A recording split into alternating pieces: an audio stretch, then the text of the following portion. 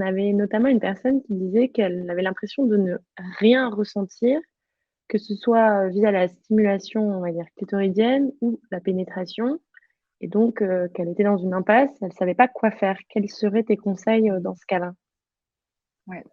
Ça, on le voit aussi, effectivement en consultation. Alors moi, j'ai tendance à dire: «Je suis sûre que votre corps ressent quelque chose, mais que c'est pas encore forcément connecté». On revient à Mmh. ça. Est-ce que finalement cette personne, elle arrive à être dans le moment présent de ce qui se passe dans l'intimité? Et souvent, la réponse est non. Je pense à autre chose ou je sais pas ce qui me fait du bien, je le dis pas, je pense à 1000 choses et donc je sais pas en fait si je ressens des choses. Donc je suis sûre que son corps ressent des choses.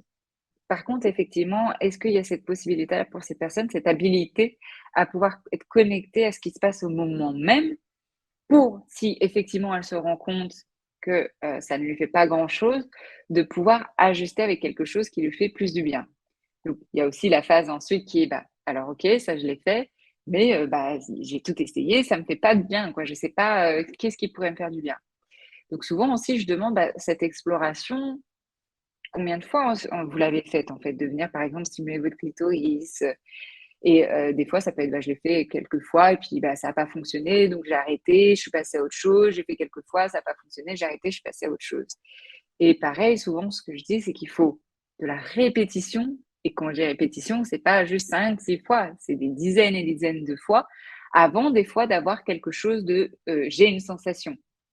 Et puis ensuite, après encore des fois des dizaines de fois avant que j'ai une sensation même que je trouve plaisante. Et donc des fois, ça peut être des personnes qui effectivement ont du mal à se connecter au moment présent et qui ont aussi, qui peuvent être perfectionnistes ou qui n'ont pas le temps pour ça, qui ne prennent pas le temps pour ça. Alors que la sexualité demande déjà de s'enlever de toute pression, comme on disait, et Ouais. de pouvoir accorder du temps et de pouvoir être OK avec le fait que des fois, bah, il y avait une séance, une session, de masturbation où, bah, il y avait pas forcément de grandes sensations, mais c'est comme ça, c'est OK, il y a pas à dramatiser et je vais répéter, je vais répéter, je vais répéter, puis je vais ajuster au fur et à mesure que je vais sentir des choses et je vais me dire: «Bah, là, peut-être qu'il faut que j'y associe peut-être du lubrifiant, ça m'aidera un peu plus et puis peut-être que, en me mettant dans une autre position quand je me touche, ça m'aidera un peu plus, en bougeant peut-être mon bassin». Il y a plein de pistes à explorer, mais Mmh. déjà le plus important avant même, de penser technique, c'est de se dire: «Est-ce que j'arrive à me connecter à ce moment-là? Est-ce que j'arrive à me détacher d'une pression que moi je peux me mettre ou que ce qu'on attend de moi? Et est-ce que je peux prendre ce temps aussi?»